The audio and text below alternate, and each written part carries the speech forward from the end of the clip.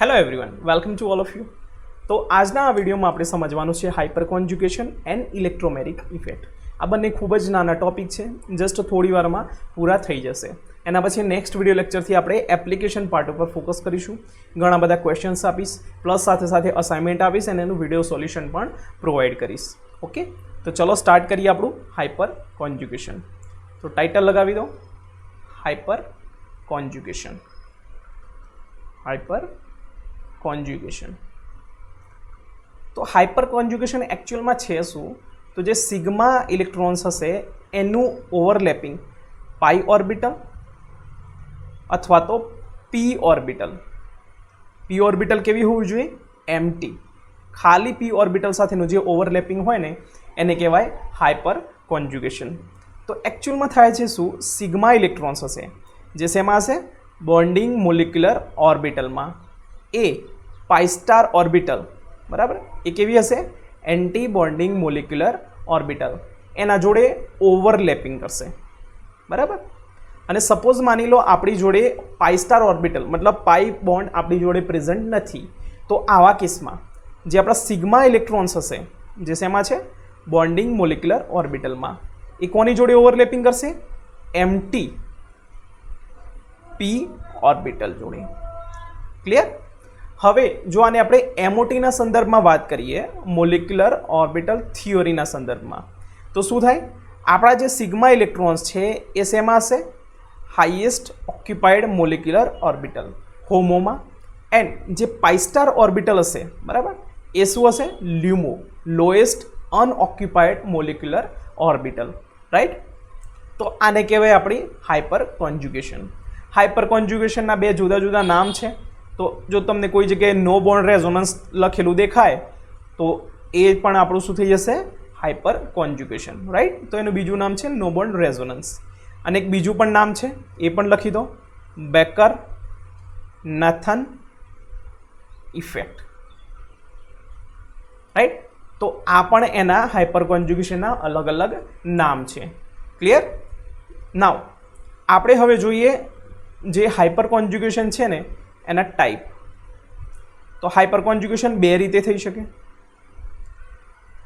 તો એક, કાં તો sigma electron and P orbital સાથે. પી ઓર્બિટલ કેવી હોવી જોઈએ? એમટી. અથવા સિગ્મા ઇલેક્ટ્રોન્સ કોની સાથે? પાઈ ઓર્બિટલ સાથે. રાઈટ? તો આની અંદર કયા કયા એક્ઝામ્પલ આવે? તો એક આવે આપણું કાર્બોકેટાયન, કારણ કે કાર્બોકેટાયનમાં શું હોય? એમટી પી ઓર્બિટલ પ્રેઝન્ટ હોય. ઓકે. અને બીજું આવે ફ્રી રેડિકલ. બરાબર? ફ્રી રેડિકલમાં પણ હાઇપર કોન્જ્યુગેશન જોવા મળે. અહીંયા એક વસ્તુ નોટ કરો કે કાર્બો એનાયન જે છે એની અંદર હાઇપર કોન્જ્યુગેશન જોવા મળતું નથી. આ પોઈન્ટ તમે લખી દેજો. ક્લિયર? હવે સિગ્મા ઇલેક્ટ્રોનનું પાઈ ઓર્બિટલ સાથેનું ઓવરલેપિંગ, તો એની અંદર શું આવે? Alkyne having alpha hydrogen. મતલબ શું થાય? આ જુઓ, આલ્કિન છે મારો, એનો પહેલો જે કાર્બન હશે એને કહેવાય આલ્ફા કાર્બન, અને એના ઉપર જે હાઇડ્રોજન પ્રેઝન્ટ હશે ને એને કહેવાય આલ્ફા હાઇડ્રોજન.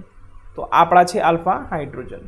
તો જો આલ્ફા હાઇડ્રોજન પ્રેઝન્ટ હોય તો અને તો જ હાઇપર કોન્જ્યુગેશન ત્યાં હોઈ શકે. ક્લિયર છે? ઓકે. હવે કેસ લગાવી દો, કેસ 1. કેવી રીતે આપણે હાઇપર કોન્જ્યુગેશન થશે તો એ સમજીએ. તો સૌથી પહેલું hyper conjugation. Hyper conjugation between sigma and P orbital. તો આમની વચ્ચે હાઇપર કોન્જ્યુગેશન કેવી રીતે થશે એ સમજીએ. તો મેં તમને પહેલાં જ સમજાવ્યું હતું કે સિગ્મા અને પી ઓર્બિટલ છે એની અંદર કાર્બોકેટાયન એન્ડ ફ્રી રેડિકલની અંદર હાઇપર કોન્જ્યુગેશન જોવા મળે. તો આપણને ખબર છે કે કાર્બોકેટાયન હશે એ કેવો હશે? પ્લેનર. અને એની પરપેન્ડિક્યુલર એક પી ઓર્બિટલ પ્રેઝન્ટ હશે. બરાબર? આ પ્લસ ચાર્જ છે આપણો કાર્બોકેટાયનનો, અને આ જે પી ઓર્બિટલ છે એ કેવી હશે? એમટી. હવે આ જે કાર્બોકેટાયન છે એની બાજુમાં જે પહેલો કાર્બન હશે એને કહેવાય આલ્ફા કાર્બન, અને એના ઉપર જે પ્રેઝન્ટ હશે હાઇડ્રોજન એને કહેવાય આલ્ફા હાઇડ્રોજન. બરાબર. તો એકચ્યુઅલમાં શું થશે, આ જે આલ્ફા હાઇડ્રોજન છે બરાબર એનો CH બોન્ડ વચ્ચે 2 ઇલેક્ટ્રોન હશે. હવે આ જે 2 ઇલેક્ટ્રોન છે એ શું થશે, આ p orbital empty p orbital સાથે ઓવરલેપિંગ કરશે અને એનાથી આ પ્રમાણેનું તમને સ્ટ્રક્ચર જોવા મળશે. બરાબર. તો અહીંયા ડબલ બોન્ડ આવી ગયો આ બોન્ડ તૂટીને. તો હવે જો કાર્બોકેટાયન તો અહીંથી ગાયબ થઈ ગયું કારણ કે ત્યાં બોન્ડ બની ગયો. બરાબર. એન્ડ આ જે H પ્લસ છે એ આની આસપાસ આવી રીતે ફોર્સ ઓફ એટ્રેક્શનથી જોડાયેલો રહેશે. બરાબર. તો આવી રીતે જુઓ, આ એક હાઇડ્રોજન છે, આ બીજો હાઇડ્રોજન છે અને આ ત્રીજો હાઇડ્રોજન. તો આવી રીતે 3 સ્ટ્રક્ચર જુદા જુદા મળી શકે. તો આપણે એવું કહી શકીએ number of hyper conjugated structure, hyper conjugated structure is equal two number of alpha hydrogen plus 1. તો જુઓ 3 હાઇડ્રોજન છે બરાબર. તો આની અંદર હાઇપર કોન્જ્યુગેટેડ સ્ટ્રક્ચર કેટલા આવશે, 4. ક્લિયર. તો અહીંયા કેસ 1 એની અંદર લખી દો કાર્બોકેટાયન. સિમિલરલી આપણે ફ્રી રેડિકલ માટે પણ જોઈ શકીએ. તો જુઓ આ એક હાઇડ્રોજન છે બરાબર, આ કાર્બન છે, આ કાર્બન છે, એના પર ફ્રી રેડિકલ પ્રેઝન્ટ છે. બરાબર. આ જે કેસ છે એની અંદર એમ્પ્ટી p ઓર્બિટલ પ્રેઝન્ટ નથી, but partially p orbital, partially empty p orbital. That mean આની અંદર એક ઇલેક્ટ્રોન પ્રેઝન્ટ છે. બરાબર. તો આમાં શું થશે, આના જે આલ્ફા હાઇડ્રોજન હશે બરાબર, તો એમાં જે 2 ઇલેક્ટ્રોન ખરા ને એમાંથી એક ઇલેક્ટ્રોન અહીં ટ્રાન્સફર થશે અને પાઈ બોન્ડ બનાવી દેશે. બરાબર. અહીંયા આ રીતે ડબલ એરો કરી દો. તો અહીં શું થઈ જશે, આ તો ડબલ બોન્ડ આવી ગયો, આપણો ફ્રી રેડિકલ હવે ગાયબ થઈ ગયો ત્યાંથી. હવે જે આ હાઇડ્રોજન હતો એ હાઇડ્રોજન ફ્રી રેડિકલના ફોર્મમાં એની આસપાસ રહેશે. બરાબર. તો આવી રીતે 3 હાઇડ્રોજન છે તો બીજા 3 એક્સ્ટ્રા સ્ટ્રક્ચર થઈ જાય. તો સિમિલરલી આ કેસમાં પણ આપણે એવું કહી શકીએ કે number of hyper conjugated structure is equal two number of alpha hydrogen plus 1. Clear છે. તો આ કેસ 2 આપણો. કેસ 2માં શું છે આપણો, ફ્રી રેડિકલ. ક્લિયર. હવે કેસ 3 સમજીએ. કેસ 3. તો કેસ 3માં છે આપણો hyper conjugation between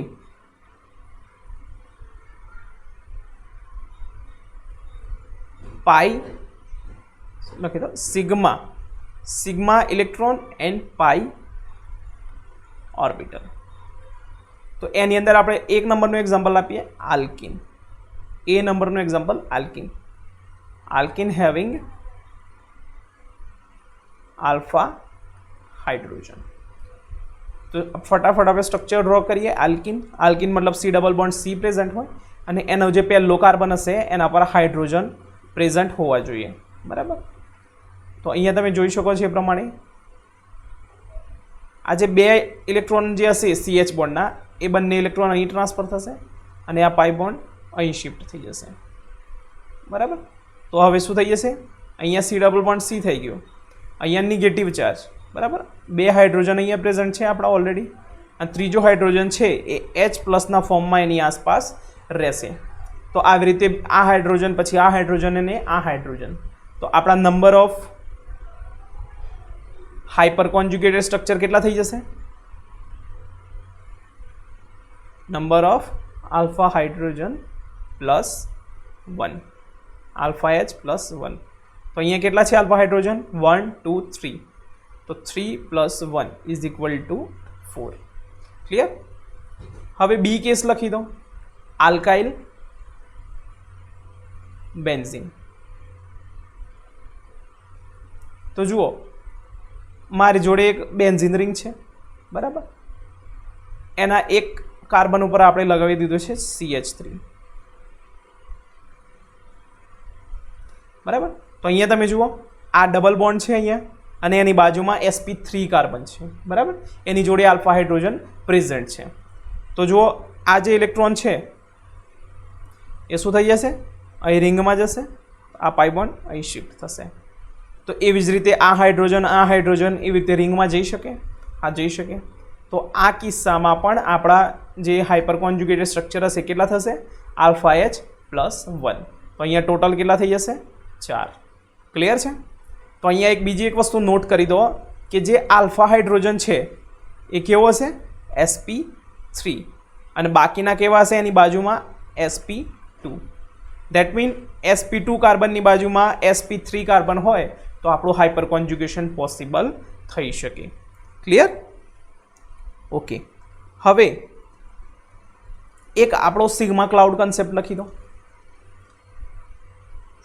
sigma cloud concept. આ કોન્સેપ્ટ આપણે સમજવાનું છે, બરાબર. તો આની અંદર શું છે કે કોઈ પણ મારે બોન્ડ તોડવું હોય, ફોર એક્ઝામ્પલ માની લો AB બોન્ડ છે, બરાબર, અને એક બીજો છે આપણો A ડબલ બોન્ડ B, બરાબર. આ બોન્ડ મારે તોડવો છે ને અહીંથી આ પાઈ બોન્ડ તોડવો છે. તો મારે શું કરવું પડશે, આ જે ઓર્બિટલ હશે, આ ઓર્બિટલ કઈ છે, સિગ્મા ઓર્બિટલમાં હશે ઇલેક્ટ્રોન, સિગ્મા બોન્ડ છે માટે સિગ્મા ઓર્બિટલમાં હશે, અને આ પાઈ બોન્ડ છે માટે કેવા હશે, પાઈ ઓર્બિટલની અંદર ઇલેક્ટ્રોન હશે. તો મારે જે બોન્ડ તોડવો હોય ને એની એન્ટી બોન્ડિંગ મોલિક્યુલર ઓર્બિટલની અંદર મારે ઇલેક્ટ્રોન પુટ કરવા પડે, મતલબ આપવા પડે. તો મારે આ બોન્ડ તોડવો હોય તો આની સિગ્મા સ્ટાર ઓર્બિટલની અંદર જો હું ઇલેક્ટ્રોન નાખું તો આ બોન્ડ મારો તૂટી જાય. For example bromine bromine. તો મારે શું કરવું છે, આ BR બોન્ડ તોડવો છે તો હું ન્યુક્લિયોફાઇલ લઈશ, બરાબર, અને આની એન્ટી બોન્ડિંગ ઓર્બિટલની અંદર ઇલેક્ટ્રોન નાખીશ તો આ મારો બોન્ડ તૂટી જશે. ક્લિયર. એવી જ રીતે અહીં પણ માની લો કોઈ ન્યુક્લિયોફાઇલ છે તો આ બોન્ડ તોડવો છે તો આની anti bonding orbital, that mean pi star orbital, તો પાઈ સ્ટાર ઓર્બિટલમાં ઇલેક્ટ્રોન નાખીશ એટલે મારો આ બોન્ડ તૂટી જશે. ક્લિયર. તો આ ક્લાઉડ કોન્સેપ્ટ છે, આ યાદ રાખવાનું. ક્લિયર. ઓકે, ચલો હવે આપણે એકચ્યુઅલમાં હાઇપર કોન્જ્યુગેશનના ટાઈપ સમજીએ કે ઇલેક્ટ્રોન રિલીઝિંગ ઇફેક્ટ કઈ થાય, ઇલેક્ટ્રોન વિથડ્રોઈંગ ઇફેક્ટ કઈ થાય. તો ટાઇટલ લગાવી દો, હાઇપર કોન્જ્યુગેશન. તો એની અંદર બે ટાઈપ છે, એક છે +H ઇફેક્ટ અને બીજી છે -H ઇફેક્ટ. તો એમાં જે આપણી +H ઇફેક્ટ છે એને કહીએ છીએ આપણે electron releasing effect, and -H effect છે એ કેવી છે, ઇલેક્ટ્રોન વિથડ્રોઈંગ ઇફેક્ટ, મતલબ ઇલેક્ટ્રોનને વિથડ્રો કરશે. Clear. Example CH3 CD3 CT3, બરાબર, ડ્યુટેરિયમ છે ને આ ટ્રિટિયમ છે, અને આના એક્ઝામ્પલ આવશે CF3 CCl3, બરાબર, CCl3 CBr3 and CI3. Clear. Okay, હવે સમજીએ H+ ઇફેક્ટ. તો મેં તમને સમજાવી કે આપણે H+ ઇફેક્ટ કેવી રીતે થાય. તો ફરીથી એકવાર તો પણ લખી દઉં. તો જુઓ આ મારો હાઇડ્રોજન છે, આ હાઇડ્રોજન છે, આ હાઇડ્રોજન. ક્લિયર. તો જો CH3 ગ્રુપ છે તો CH3 ગ્રુપ શું કરે, +H ઇફેક્ટ શું કરે. તો આ જે ઇલેક્ટ્રોન છે એ શું કરે છે, આપે છે, માટે ઇલેક્ટ્રોન રિલીઝિંગ ઇફેક્ટ થઈ, બરાબર. દેટ મીન આપણો આ જે CH3 ગ્રુપ છે કેવું ઇફેક્ટ હશે, +H ઇફેક્ટ. હવે સમજીએ -H ઇફેક્ટ કેવી રીતે થાય. તો એક આલ્કિન હોય એના ઉપર CF3 ગ્રુપ સપોઝ પ્રેઝન્ટ છે, બરાબર. તો આવા કિસ્સામાં શું થશે, આ જે CF3 છે એ ઇલેક્ટ્રોનને પોતાની તરફ ખેંચશે, દેટ મીન -H ઇફેક્ટ. તો -H ઇફેક્ટમાં શું થશે, આ જે પાઈ બોન્ડ છે ને અહીં શિફ્ટ થશે, બરાબર, અને આ ફ્લોરિન દૂર થઈ જશે. તો આપણે આવું કહી શકીએ C double bond F F, અને અહીં ફ્લોરિન એની આસપાસ પ્રેઝન્ટ હશે, બરાબર, અને અહીં થઈ જશે કેટાયન. તો એવી જ રીતે આ ફ્લોરિન તો આપણે એવું કહી શકીએ number of hyper conjugated structure is equal two number of alpha halogen plus 1. Clear? Okay, તો આ કેવી ઇફેક્ટ થઈ જશે આપણી? Electron withdrawing effect. હવે આપણે ઇલેક્ટ્રોન જે ડોનેટિંગ ગ્રુપ છે, મતલબ જે ઇલેક્ટ્રોન રિલીઝિંગ ઇફેક્ટ, એની અંદર કયા કયા ગ્રુપ લીધા હતા? CH3, CD3 and CT3. તો પહેલાં આપણે આને સમજીએ અને પછી આમાં કમ્પેરિઝન કરીએ. ક્લિયર? ચલો, તો અહીંયા એક બીજો ક્લાઉડ કન્સેપ્ટ લખી દો. Cloud concept. તો ક્લાઉડ કન્સેપ્ટ શું છે? આઇસોટોપિક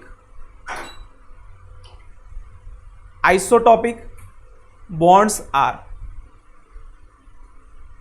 more strong. That means CH bond કરતા CD bond and એના કરતા CT bond કેવા હશે? સ્ટ્રોંગ હશે. ક્લિયર? હવે આપણે જોઈએ એ પ્રમાણે હાઇપર કોન્જ્યુગેશનમાં શું હોય? તો આ જે બોન્ડ છે એ જો જેટલો ઇઝીલી બોન્ડ તૂટી જાય એટલું જ હાઇપર કોન્જ્યુગેશન વધુ હશે. માટે જે CH3 છે એનું હાઇપર કોન્જ્યુગેશન વધુ હશે compare to CD3 and compare to CT3. માટે પ્લસ H ઇફેક્ટનો ઓર્ડર શું આવશે? CH3, CD3 and CT3. અને યાદ કરો પ્લસ આ ઇફેક્ટનો ઓર્ડર શું હતો? CT3, CD3 and CH3. બરાબર? તો આની અંદર આપણે કન્ફ્યુઝ થવાની જરૂર નથી. CH બોન્ડ વીક છે માટે એનું હાઇપર કોન્જ્યુગેશન વધુ આવશે. Similarly in case of halogen, બરાબર? તો જુઓ, આ કાર્બન છે, એક મિનિટ, આ કાર્બન છે, આ ફ્લોરિન છે, બરાબર? CF bond. હવે જો આ કાર્બન છે, આ ક્લોરિન છે, CCl બોન્ડ. એવી જ રીતે જો આ કાર્બન, આ બ્રોમિન, તો CBr બોન્ડ. આ કાર્બન, આ આયોડિન, CI બોન્ડ. તો અહીંયા તમે જોઈ શકો છો એ પ્રમાણે CCl બોન્ડ, CBr બોન્ડ અને CI બોન્ડ જેમ જેમ લેફ્ટ ટુ રાઇટ જશું એમ એમ શું થાય છે? હેલોજનની સાઇઝ વધતી જાય છે. બરાબર? તો એની અંદર જે CP ઓર્બિટલનું જે ઓવરલેપિંગ છે એ પણ કેવું થશે? વીક થતું જશે. માટે આપણો જે CI બોન્ડ છે ને એ કેવો હશે? Weak bond. અને આ જે CF બોન્ડ છે એ કેવો હશે? Strong bond. બરાબર? તો આપણે એવું કહી શકીએ બોન્ડ સ્ટ્રેન્થ ઓર્ડર. તો સૌથી વધુ સ્ટ્રોંગ કયો હશે? CF. એનાથી ઓછો CCl, એનાથી ઓછો CBr અને એનાથી ઓછો આવશે CI. માટે અહીંયા તમે જુઓ, આ સપોઝ માની લે X છે, તો આ પોઈન્ટ પણ અહીં શિફ્ટ થશે અને આ જેટલો ઝડપથી તૂટી જાય, CX બોન્ડ જેટલો ઝડપથી તૂટી જાય એટલું જ માઇનસ H ઇફેક્ટ એની કેવી હશે? વધુ હશે. તો CX બોન્ડ જેટલો વીક એટલું માઇનસ H ઇફેક્ટ વધુ. માટે CI3 છે ને એની માઇનસ H ઇફેક્ટ સૌથી વધુ આવશે. બરાબર? તો CI3 ની સૌથી વધુ, એનાથી ઓછી CBr, એનાથી ઓછી CCl3 અને એનાથી ઓછી CF3. બરાબર? તો માઇનસ H ઇફેક્ટનો ઓર્ડર આ પ્રમાણે થશે. ક્લિયર? ઓકે, તો અહીંયા ક્લાઉડ કોન્સેપ્ટ લખી દો. બોન્ડ સ્ટ્રેન્થ જેટલી ઓછી એટલું જ હાઇપર કોન્જ્યુગેશન.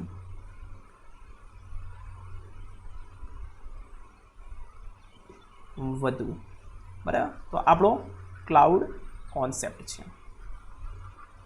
ક્લિયર? ઓકે, હવે થોડા ક્લાઉડ કન્સેપ્ટ આપણે સમજીએ. તો મેં તમને લાસ્ટ લેક્ચરમાં સમજાવ્યું હતું કે આપણે સૌથી પહેલાં કોને પ્રિફરન્સ આપવાનું? રેઝોનન્સને. એના પછી હાઇપર કોન્જ્યુગેશન અને એના પછી ઇન્ડક્ટિવ ઇફેક્ટ. તો આ જરા યાદ કરી લો. ઓકે, હવે માની લો મારી જોડે પોઝિટિવ ચાર્જ છે,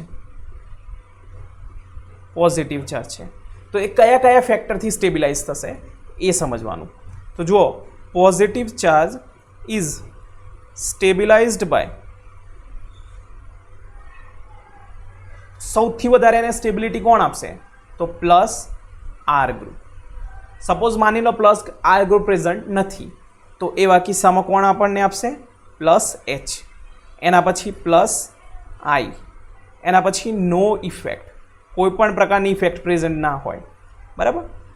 એના પછી આવશે માઇનસ આઈ, પછી માઇનસ એચ અને માઇનસ આર, બરાબર. તો કોઈ પણ તમને કાર્બોકેટાયન આપ્યો હોય તો એની સ્ટેબિલિટી ચેક કરવા માટે આપણે સૌથી પહેલાં જોવાનું રેઝોનન્સ. જો પ્લસ આર ઇફેક્ટ પ્રેઝન્ટ હોય તો એ શું થઈ જાય? સ્ટેબિલાઇઝ થઈ જશે. ફોર એક્ઝામ્પલ, માની લો મારી જોડે CH3 CH2 છે, CH3 CH2 પ્લસ છે, બરાબર. અને બીજું એક એક્ઝામ્પલ છે, એની અંદર છે મારું RO CH2 પ્લસ, બરાબર. તો જુઓ, આની અંદર શું પ્રેઝન્ટ છે? પ્લસ એચ એન્ડ પ્લસ આઈ. હવે આની અંદર શું છે?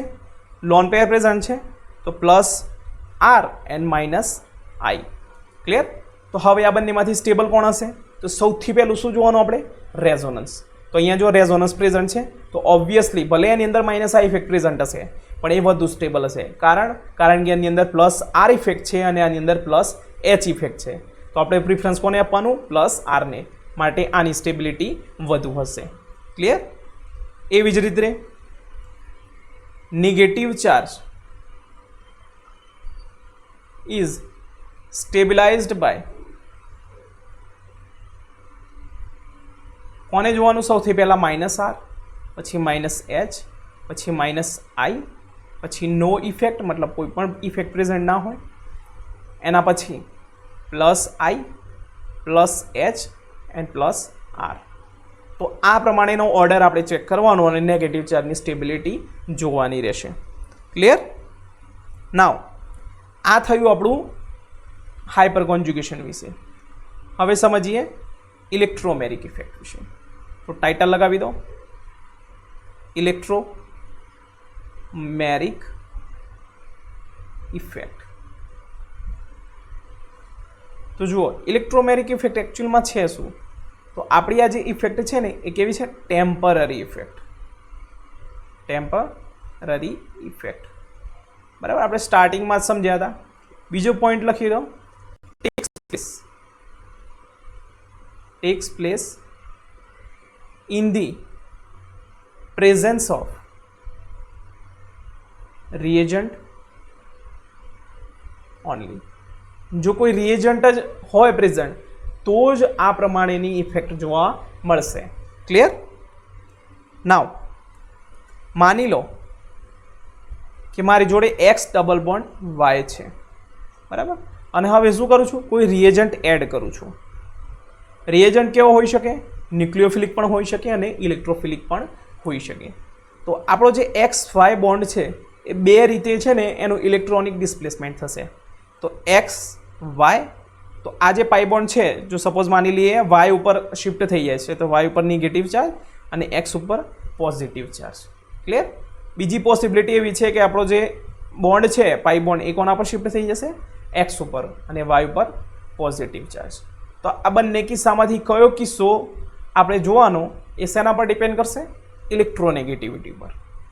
તો જો electronegativity of Y is greater than X, જો વાયની ઇલેક્ટ્રોનેગેટિવિટી વધુ હશે તો નેગેટિવ ચાર્જ ક્યાં આવશે? વાય ઉપર.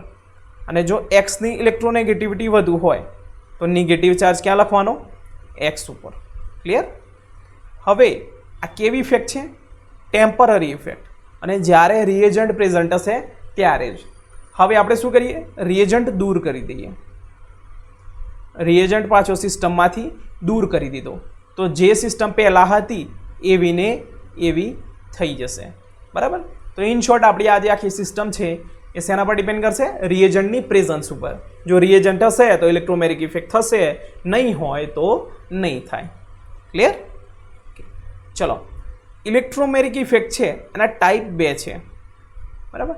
એક છે પ્લસ ઈ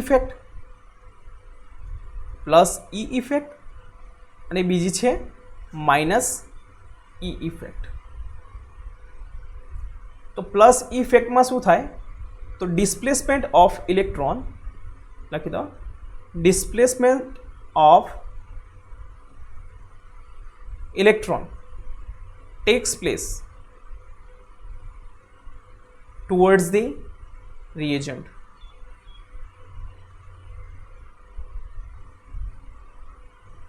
બરાબર. અને આની અંદર એનાથી ઉલટું displacement of electron takes place away from the રિએજન્ટથી દૂર થાય. સમજીએ કેવી રીતે? તો જો મારી જોડે એક આ ડબલ બોન્ડ પ્રેઝન્ટ છે. હવે હું કેવો રિએજન્ટ લાવું છું? Electrophilic reagent. બરાબર. તો ઇલેક્ટ્રોફિલિક રિએજન્ટ હોય મતલબ એની અંદર ઇલેક્ટ્રોન ડેફિશિયન્સી હોય. તો આ જે પાઈ બોન્ડ છે એ કોના તરફ શિફ્ટ થશે? રિએજન્ટ તરફ.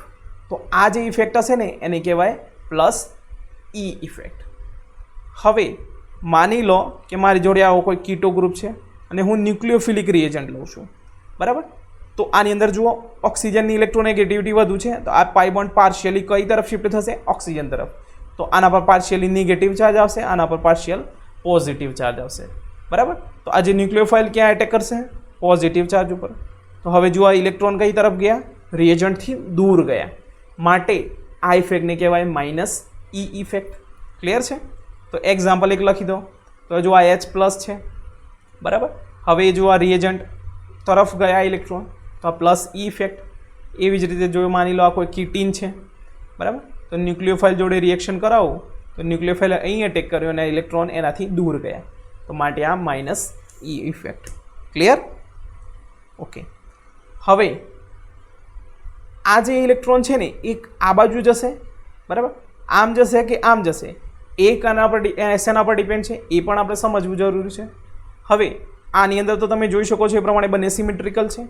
જ્યારે આ જે છે ને એની અંદર ઇલેક્ટ્રોન છે ને આ તરફ આવ્યા. આપણે H પ્લસ અહીં લખ્યું એટલા માટે.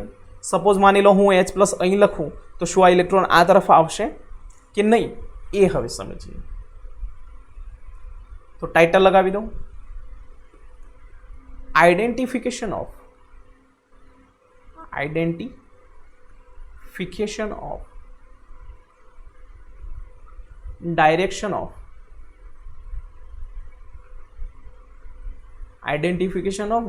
of electrons.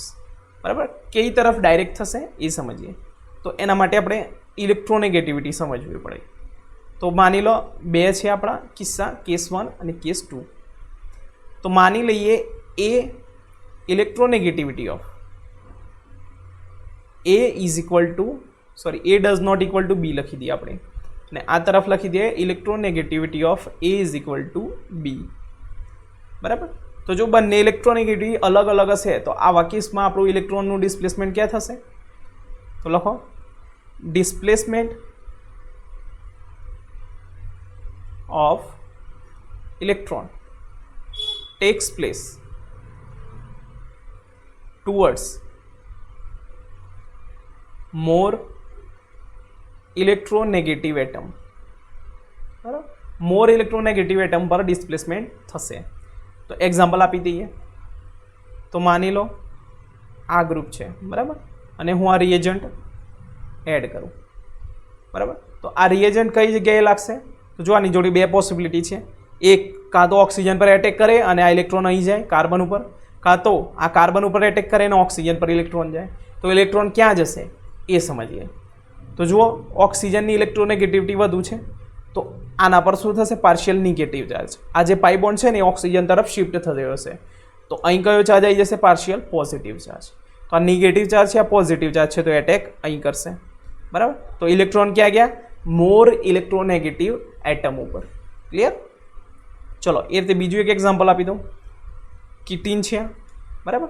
હવે ન્યુક્લિયોફાઇલ જોડે રિએક્શન કરું છું તો જુઓ એટેક તો અહીંયા કરશે બટ ઇલેક્ટ્રોન કઈ તરફ જશે? કાં તો આ તરફ છે કાં તો આ તરફ.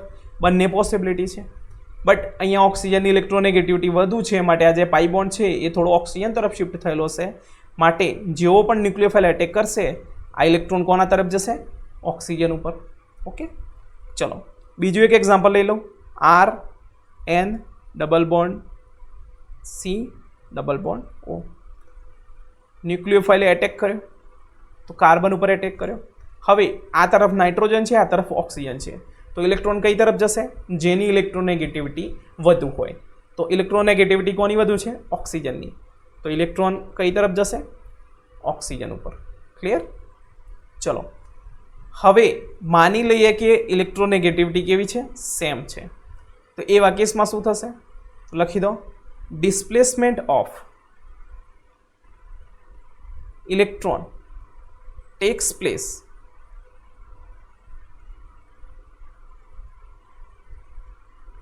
લખી દો, displacement of electron depends on nature of substituent. બરાબર? તો જુઓ, આ છે કાર્બન, આ છે કાર્બન, બરાબર, આ છે CH2, આપણે નથી લખતા, જસ્ટ આ CH2 ડબલ બોન્ડ જ લખી દઈએ. બરાબર? હવે આમાં તો જુઓ તમે, ઇલેક્ટ્રોન કાં તો આ તરફ જાય કાં તો આ તરફ જાય, પોસિબિલિટી બંને તરફ છે. બરાબર? માની લો કે હું કોઈ ગ્રુપ લગાવી દઉં છું, તો આને શું કહેવાય? આલ્કીનનો સબસ્ટિટ્યુઅન્ટ. તો હવે ઇલેક્ટ્રોન કઈ તરફ જશે? એ શેના પર ડિપેન્ડ કરશે? નેચર ઓફ સબસ્ટિટ્યુઅન્ટ, કે એ પ્લસ આઈ ઇફેક્ટ પ્રેઝન્ટ કરે છે, પ્લસ એચ ઇફેક્ટ શો કરે છે, માઇનસ આઈ કરે છે, માઇનસ એચ કરે છે, માઇનસ આર કરે છે, કે પ્લસ આર કરે છે, એના પર ડિપેન્ડ કરશે. તો જુઓ, અહીં મિથાઇલ ગ્રુપ છે, તો મિથાઇલ ગ્રુપની કઈ ઇફેક્ટ હોય? પ્લસ એચ ઇફેક્ટ અને પ્લસ આઈ ઇફેક્ટ. તો એ શું કરશે? ઇલેક્ટ્રોન આ તરફ ધકેલશે. તો આ જે પાઈ બોન્ડ છે ને એ કઈ તરફ શિફ્ટ થઈ જશે? આ તરફ. બરાબર? તો આમાં એકચ્યુઅલમાં શું થશે? અહીંયા પોઝિટિવ ચાર્જ અને અહીંયા નેગેટિવ ચાર્જ થઈ જશે. બરાબર? હવે રિએજન્ટ જો તમારો ન્યુક્લિયોફાઇલ હોય તો અહીંયા એટેક કરશે, અને ઇલેક્ટ્રોફાઇલ હશે તો અહીંયા એટેક કરશે. સિમિલરલી આ બીજો કિસ્સો છે. તો જુઓ, એની અંદર શું થશે? આ બંને એચ ગ્રુપ છે પોતાની પ્લસ એચ ઇફેક્ટની મદદથી શું કરશે? આ પાઈ બોન્ડને આ તરફ શિફ્ટ કરી દેશે. બરાબર? હવે સિમિલરલી એક બીજું એક્ઝામ્પલ લઈએ. તો જુઓ, આ જે પ્લસ એચ ઇફેક્ટ છે, બરાબર, અને આ પણ પ્લસ એચ ઇફેક્ટ છે, પણ આ તરફ બે ગ્રુપ છે, માટે એની પ્લસ એચ ઇફેક્ટ વધુ થઈ જશે. તો આ જે પાઈ બોન્ડ છે ક્યાં શિફ્ટ થશે? આ કાર્બન ઉપર. ક્લિયર? ચલો બીજું એક એક્ઝામ્પલ લઈ લઈએ. માની લો કે મારી જોડે OR ગ્રુપ છે. બરાબર? તો ORની કેવી ઇફેક્ટ છે? Plus R effect. તો પ્લસ આર ઇફેક્ટના કારણે એ શું કરશે? અહીં ઇલેક્ટ્રોન આપશે અને અહીં. તો માટે આપણો જે OR બોન્ડ છે એની અંદર છે આ જે પાઈ બોન્ડ છે એ કઈ તરફ શિફ્ટ થશે? આ તરફ. સિમિલરલી માની લો NO2 ગ્રુપ છે. બરાબર? તો NO2 ગ્રુપ કેવી ઇફેક્ટ શો કરે છે? Minus R. તો ઇલેક્ટ્રોન પોતાની તરફ ખેંચશે, માટે આ પાઈ બોન્ડ ક્યાં શિફ્ટ થશે? આ કાર્બન ઉપર. ક્લિયરલી? ચલો એવી જ રીતે એક બીજું એક્ઝામ્પલ લઈ લો. આ ઓક્સિજન છે, આ ડબલ બોન્ડ છે. બરાબર? તો જો આ ઓક્સિજનની કેવી ઇફેક્ટ થશે? Plus R effect. બરાબર? અને આ જે કાર્બન છે એની કેવી ઇફેક્ટ હશે? પ્લસ આઈ ઇફેક્ટ. બરાબર? અને પ્લસ આર કેવી હોય? ડોમિનન્ટ હોય, માટે આ જે પાઈ બોન્ડ છે એને ઇલેક્ટ્રોન ક્યાં શિફ્ટ થશે? અહીં તરફ. ક્લિયર? એવી જ રીતે એક બીજું એક્ઝામ્પલ લઈ લો. નાઇટ્રોજન છે, બરાબર, અને આ રીતે ડબલ બોન્ડ છે. તો અહીંયા તમે જુઓ, પ્લસ આર ઇફેક્ટ, માટે આ પાઈ બોન્ડ ક્યાં શિફ્ટ થશે? આ કાર્બન ઉપર. ક્લિયર? ચલો એવી જ રીતે એક બીજું એક એક્ઝામ્પલ લઈ લઈએ આપણે. તો C double bond C. Okay, હવે આ કેવી ઇફેક્ટ શો કરશે? Minus R effect. બરાબર? તો આ પાઈ બોન્ડ અહીં શિફ્ટ થશે, તો આ પાઈ બોન્ડ અહીં શિફ્ટ થશે. બરાબર? દેટ મીન આપણે એને જોવા જઈએ તો આ પ્રમાણે થઈ જાય, આ નેગેટિવ ચાર્જ, આ પોઝિટિવ ચાર્જ. તો આ પ્રમાણે એનું ડિસ્પ્લેસમેન્ટ થશે. ક્લિયર? ચલો એવી રીતે એક બીજું એક્ઝામ્પલ આપી દઉં. CF3. તો જો CF3 શું કરશે? ઇલેક્ટ્રોન વિથડ્રોઈંગ ગ્રુપ છે, તો આ શિફ્ટ ક્યાં થશે? આ કાર્બન પર. ક્લિયર? જનરલ ઓર્ગેનિક કેમિસ્ટ્રી આપણે એટલું ડીપમાં સમજવાનું છે કે આખી ઓર્ગેનિક કેમિસ્ટ્રીમાં સમજવામાં આપણે ક્યાંય પણ ભૂલ ન થાય. બરાબર? GOCમાંથી ક્વેશ્ચન માત્ર 1 કે 2 જ આવશે. બરાબર? એ બી 2 માર્કર આવશે, કાં તો જી સેટમાં 2 માર્ક્સ આવતા હોય છે, બાકી તો કંઈ ખાસ આવતું નથી. બટ આના જે કન્સેપ્ટ છે આપણે આખી ઓર્ગેનિક કેમિસ્ટ્રીમાં સમજવાના છે, તો જીઓસી પર ખાસ કરીને ફોકસ કરજો. ક્લિયર? ચલો એવી રીતે એક બીજું એક્ઝામ્પલ આપી દઉં, વિનાઇલ આલ્કોહોલ. તો જુઓ આ જે છે એની પ્લસ આર ઇફેક્ટ થશે, તો આ પાઈ બોન્ડ ક્યાં શિફ્ટ થશે? આ કાર્બન ઉપર. ક્લિયર? એવી જ રીતે એક બીજું ગ્રુપ આપી દઈએ, PMe3+. બરાબર? તો આની કેવી ઇફેક્ટ છે? Minus R effect. બરાબર? તો માઇનસ આર ઇફેક્ટ છે તો ઇલેક્ટ્રોન વિડ્રો કરશે, તો નેગેટિવ ચાર્જ અહીંયા આવી જશે ને પોઝિટિવ ચાર્જ અહીં, મતલબ પાઈ બોન્ડ આ કાર્બન પર શિફ્ટ થશે. ક્લિયર? ચલો એવી જ રીતે આપણે એક બીજું એક્ઝામ્પલ લઈએ બેન્ઝીનનું. બરાબર? તો અહીંયા જુઓ તમે, આ જે બેન્ઝીન છે કાં તો પ્લસ આર ઇફેક્ટ પણ શો કરી શકે અને માઇનસ આર પણ શો કરી શકે. તો બંને પોસિબિલિટી છે, કાં તો ઇલેક્ટ્રોન અહીં પણ આવી શકે અને એ પણ આવી શકે. બરાબર? તો આ ખાસ યાદ રાખજો એક્ઝામ્પલ. ક્લિયર? ઓકે, બીજું એક લાસ્ટ એક્ઝામ્પલ જોઈ લઈએ, NR3+. આની કઈ ઇફેક્ટ છે? માઇનસ આઈ. તો આ ઇલેક્ટ્રોન ક્યાં ડિસ્પ્લેસ થશે? આ કાર્બન ઉપર. બરાબર? તો આવી રીતે થઈ જાય, આ નેગેટિવ ચાર્જ અહીં હશે અને પોઝિટિવ ચાર્જ અહીં હશે. ક્લિયર? ચલો આની એક એપ્લિકેશનમાં ના નકડો હું તમને એક એક્ઝામ્પલ આપું ને પછી આપણે નેક્સ્ટ વિડીયો લેક્ચરમાં એની એપ્લિકેશન પાર્ટ જોશું. તો જુઓ મારી જોડે આ પ્રમાણે એક ડબલ બોન્ડ છે. બરાબર? અને એની રિએક્શન હું કરાવું છું H+ જોડે. H+ની આપણે HBr જોડે કરીએ તો પ્રોડક્ટ શું બનશે એ સમજવાનું છે. તો આના માટે તમને ઇલેક્ટ્રોમેરિક ઇફેક્ટનો કન્સેપ્ટ ખબર હોવો જોઈએ. બરાબર? તો આમાં શું હશે? H+ હશે, Br-. તો આ શું થઈ ગયું આપણો ઇલેક્ટ્રોફાઇલ, આ થયું ન્યુક્લિયોફાઇલ. તો જો સૌથી પહેલાં H+ છે. બરાબર? હવે તમે અહીંયા જુઓ, આ જે છે એ પ્લસ આઈ અને પ્લસ એચ ઇફેક્ટ શું કરશે? તો ઇલેક્ટ્રોન ક્યાં ડિસ્પ્લેસ થશે? અહીં. તો આપણે આવું કહી શકીએ, આ પ્લસ ચાર્જ ને માઇનસ ચાર્જ. હવે આ માઇનસ ચાર્જ ઉપર શું કરશે? H+ જોડે રિએક્શન કરશે અને આ પ્રમાણે બનાવી દેશે અને અહીંયા આવશે પોઝિટિવ ચાર્જ. બરાબર? તો હવે જે બ્રોમિન છે એ એટેક કરશે આના પર અને આપણી ફાઇનલ પ્રોડક્ટ બનાવી દેશે. ક્લિયર? તો આ જુઓ, આ કન્સેપ્ટની મદદથી આપણે આ રિએક્શનની પ્રોડક્ટ કઈ હશે એ પ્રેડિક્ટ કરી શક્યા અને આ વચ્ચે જે છે એને કહેવાય મિકેનિઝમ. ક્લિયર? તો એવી જ રીતે માની લો આ રીતે આપણી જોડે છે OR. તો આપણે એની H+ જોડે રિએક્શન કરાવી શકીએ તો શું થશે? આ જે આર ગ્રુપ છે એની પ્લસ આર ઇફેક્ટના લીધે નેગેટિવ ચાર્જ ક્યાં આવશે? આ કાર્બન ઉપર. બરાબર? OR+ થઈ ગયો અને નેગેટિવ ચાર્જ. હવે આ જે H+ છે એ આના જોડે જોડાઈ જશે. બરાબર? અને ડબલ બોન્ડ OR+H થઈ ગયો. હવે માની લો બ્રોમિન છે આપણું, તો બ્રોમિન અહીં એટેક કરશે. બરાબર? તો અહીં એટેક કરશે તો એક બોન્ડ તૂટી જશે, તો આ OR બોન્ડ પાછું શિફ્ટ થઈ ગયો OR ઉપર. તો જુઓ, આ હાઇડ્રોજન, આ બ્રોમિન અને આપણો OR. ક્લિયર? તો આ પ્રમાણે રિએક્શન થઈ શકે. બરાબર? અને વધુ આપણે ડીપમાં સમજશું એપ્લિકેશન પાર્ટ ઉપર. બરાબર? તો નેક્સ્ટ વિડીયો આપણી inductive effect, hyper conjugation, resonance અને ઇલેક્ટ્રોમેરિક ઇફેક્ટની એપ્લિકેશન બેઝડ હશે, જેમ આપણે ઘણા બધા ક્વેશ્ચન કરીશું, પ્લસ તમને અસાઇનમેન્ટ આપીશ, પ્લસ એનું વિડીયો સોલ્યુશન પણ પ્રોવાઈડ કરીશ. Okay, thank you for the watching.